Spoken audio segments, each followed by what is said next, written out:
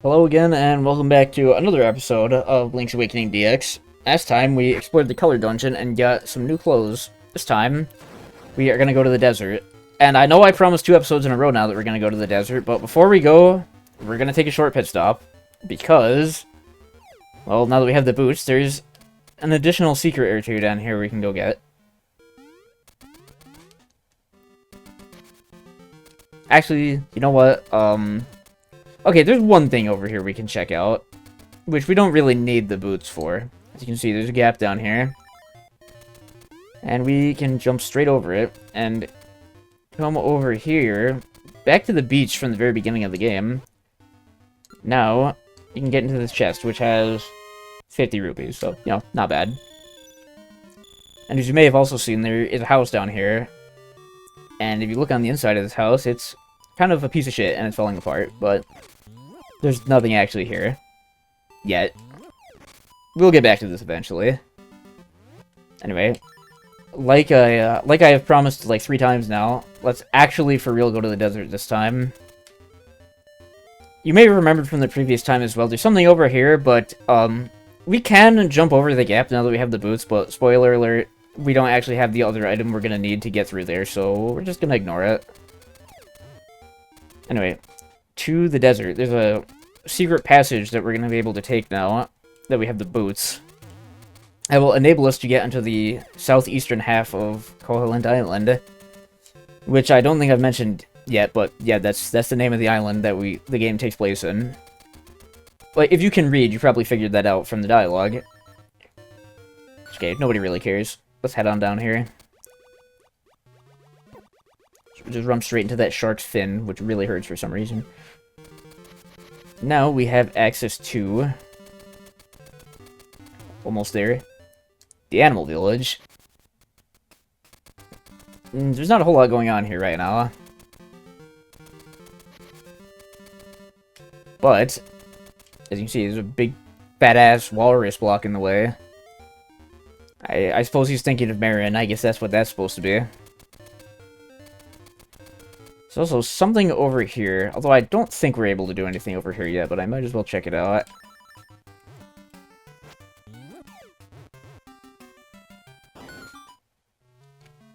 It's a curious little cave over here. And on the inside, it's this very strange room. And, yeah, we can't do anything here yet. There's some significance to this, but we'll get back to it. Probably quite a bit later down the line. There's nothing we can do there for now. Anyway, yeah, we got rused. We went all the way to the desert, only to get told that we now have to go all the way back to town and meet Marin, which, well, that's going to be a painful amount of backtracking, you may say. And it's actually not so bad, because as you can see there, I forgot to mention it as we passed by it the first time, but there's actually... That's right, there's a warp hole here. Which means we now have 3 of the 4 warp holes, and you may be wondering, well, there's only 1 more left, right? Where the hell is it? Good question. We'll figure it out eventually, perhaps. Anyway, before we go meet Marin, there's something else we're going to want to do real quick.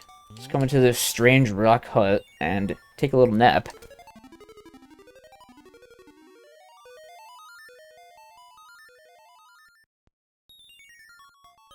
This is a very peculiar place indeed, and as you can see, the enemies in here deal an unholy amount of damage for some reason. Oh my god, I did not know that. Hold on. Okay, so the thing with these enemies, you're supposed to only be able to kill them by charging into them with the boots, but I guess if you have the red tunic, you deal so much damage that you can actually just kill them like normal. That's kind of funny. I suppose that means you could do... It's not really a sequence break, but I suppose you could get through here... Well, no, as you can see, you still definitely need the, you need the boost to get over here to the other side. And also, as you may have noticed, despite the fact that we have the red tunic and we already have a piece of power effect, the triangle and the acorn can actually still spawn. And that does mean, as you can see, we picked up the piece of power, and our damage doesn't get any higher, I don't believe, but we do walk faster. And if you get the acorn, you still get the half damage effect, so you get to have both at once. Anyway, here we go, we got an ocarina. You should learn to play many songs. And by many, this game means 3. So anyway, there's a quick little diversion. Let's actually go say hi to Marin now that we have our own ocarina. It's a nice ocarina you have there. Will you accompany me as I sing? Oh, but of course. I do quite like this song that plays. It's like motif that they use a lot throughout the game, like the Windfish Ballad. It'll have more significance eventually, trust me.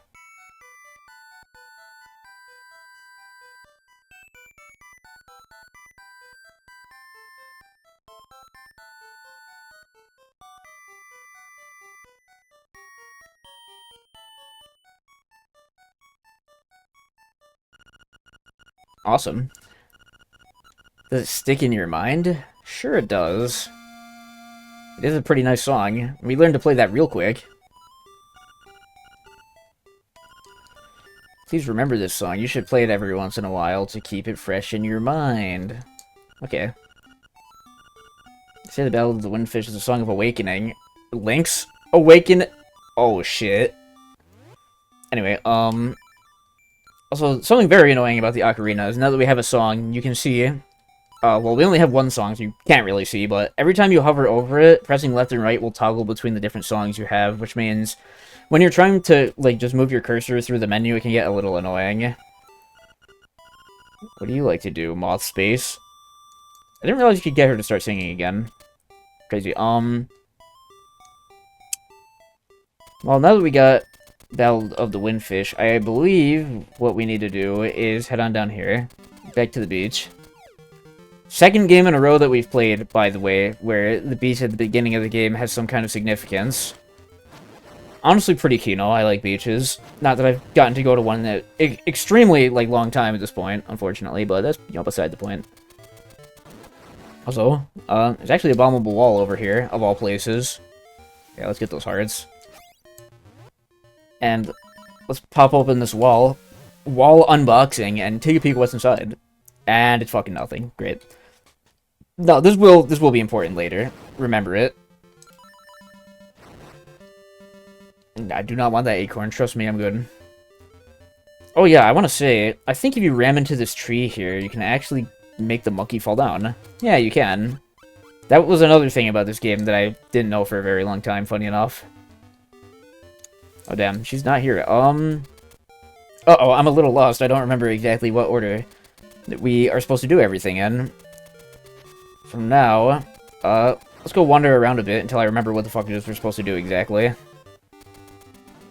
Alright, we are back in Animal Village, because there's still some unfinished business we have here. What do you gotta say? Can't go to Mabe Village because of all the monsters. I hope Marin is alright. Eh, she's chilling, don't worry. Anyway, now that we have the honeycomb, I believe we can come on here, and yeah, we can trade it to the bear for a pineapple. And now what we can do with these pineapple spears is we can cover them in Kool-Aid powder. No, that joke is probably going to be fucking dated the instant this episode comes out. Don't laugh at that. Once he's asleep, he won't budge for a long time, but hey, take little Marin and wake him up with her song. See, I know for sure, like, that's what you have to do, obviously. You have to get Marin to follow you here. But I did not realize that you actually had to, like, I don't know if giving the honeycomb as part of the trade side quest to the bear was actually necessary for that. If it is, I guess I never noticed. Which also, yeah, you may have been wondering throughout the course of the game, what the hell is the point of all these random item trades we're doing, and there is a payoff to it pretty soon down the line. It's actually not that far off, I don't think. Oh, Marin is gone. Now's the time to go to the beach. So I will catch you when we get over there. Alright, we made it to the beach, and hey, look, it's Marin. Will you stay and talk to me for a while? Sure. I like this scene quite a lot. It'd be neat if there were more cutscenes like this where there's like an actual graphic instead of just the characters talking in the overworld, you know? It's pretty sweet.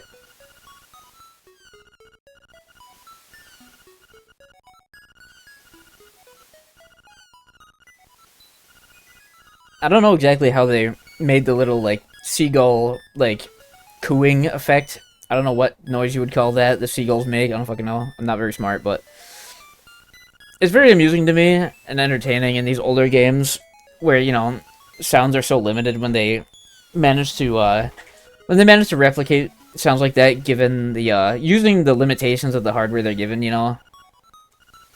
Impressive stuff. I guess I get, like, amazed and amused by just the littlest things that no one gives a shit about. Mouse space, are you listening to me? Of course. I don't even know why they give you the option to say no at that point, but she really does just repeat herself from the beginning if you say no.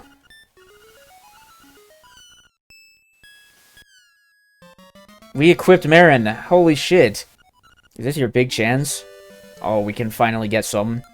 No, what a tasteless joke. Anyway, let's play the ocarina for her.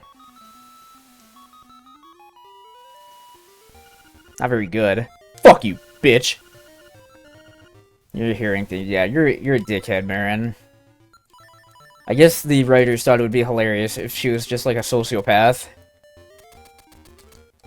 Also, I'm impressed that she manages to keep up even though she doesn't even have her own boots to chase me in.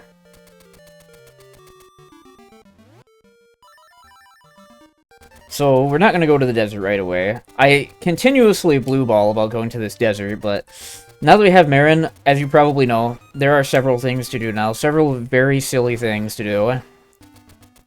Several photos to be taken, so... where we got that very first heart piece in the game. Up here on the well. Let's jump down. Ack. Something funny I noticed is if you fall down the well here and you immediately start moving, then Marin will not actually successfully fall on top of you and the cutscene won't happen. Oh, there that guy goes. Anyway, some other stuff to do here. Let's go. Of course. No, poor hen, stop that. Yeah, shut up, Marin. No one cares about the chickens. Okay, no, I'm sorry, that was rude. Let's go play trendy game. Yeah.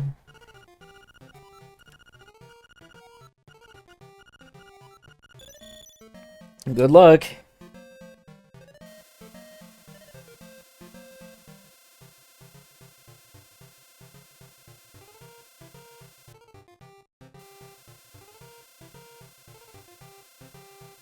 See, this is some bullshit. She can move the crane out of bounds. Why can't I do that?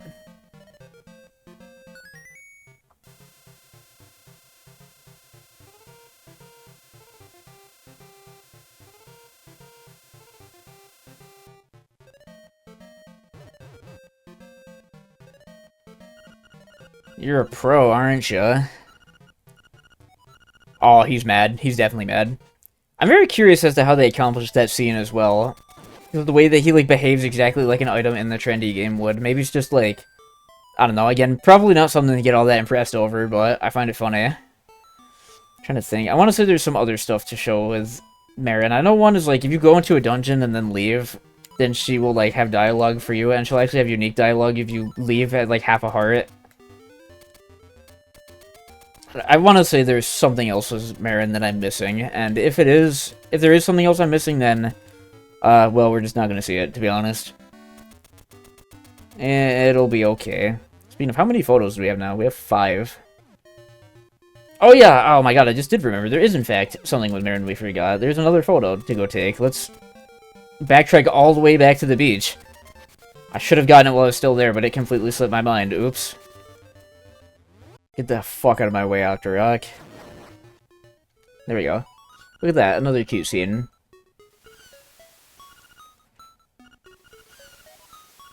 Not much of a secret place, you can just, you know, it's not exactly very hidden, but whatever. Aren't you gonna say anything? No, bitch. I'm just gonna ore farm. You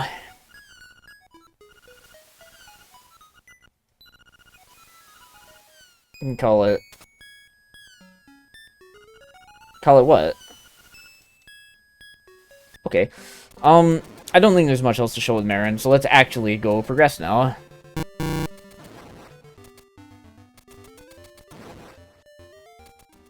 Alright, we made it back to the village, and I kinda forgot that we have a fast travel point there, so I just walked the long way there, because I'm not very smart, but... You know what? Doesn't matter, because we made it. Now, we can finally, after so much edging, actually go get that walrus to fuck off. Give him a little surprise. Hell yeah. That Snorlax-looking motherfucker. Don't sleep in the middle of public roadways.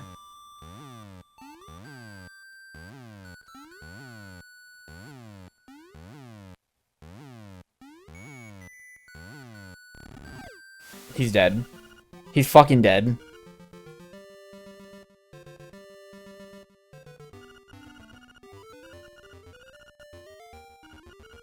So I'm curious as to how Marin ever gets over here if she's not strong enough to fight monsters. Whatever, I also think something interesting you can do here is I think if you play the Windfish Ballad after the walrus is gone, if I remember correctly, that's right, he comes back. Doesn't really do anything, just a cute little Easter egg. He's simping hard for Marin. Anyway, let's just finish this up by heading into the desert. It's not a very large area, as you can see. It's like 6 screens, very small. Something curious you can show here, first of all, is you can use the powder on the skeletons, and... Okay, well, I guess not these skeletons. I think it was one particular skeleton. I think. I don't quite remember. There's definitely a skeleton somewhere here that you can use the powder on, and he'll actually speak.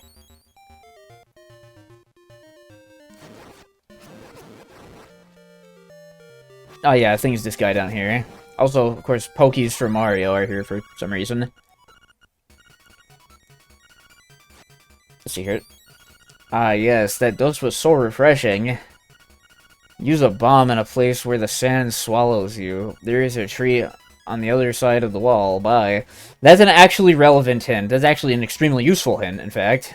And yet another secret in this game that I didn't know about for the longest time, because I didn't know about the bombable wall that he's talking about, and I didn't even know about talking to that skeleton at all. Because, you know, who the hell would think to put powder on a random skeleton? Hello? I'm not able to hit this guy. I thought you were supposed to hit his tail, or maybe it was the head, I don't remember. Oh, it was the head. This is another not very noteworthy or difficult boss fight. I'm not sure why there's a fight here at all. And hey look, we got the angler key. I didn't realize you could, if you're far away enough from the center, you can collect the key without sinking to the sand pit, but... Might as well just fall down here. Oh, what the fuck? What the? I've never seen that before. I collected the key, but in the middle of the cutscene, because I was holding it above the center of the quicksand pit, it fell down, and I was able to collect it a second time. I've never seen that. That's really funny. Anyway, in this quicksand room, right here, this is the bombable wall the skeleton was talking about. Not sure how he knows about it, but... And, hey look, another heart piece. We've actually already gotten most of the game. Most of the heart pieces in the game. There's only 12 of them total, and this is our 7th one. Again, not that much going on in this game. Quite compact. I keep saying that. What do you gotta say? Sea Bear's foam, Sleep Bear's dream, both end in the same way. Crash. I suppose that makes sense with context, but without context. Kind of just seems like schizo-babble. Anyway, there should be one more thing to see here in the desert.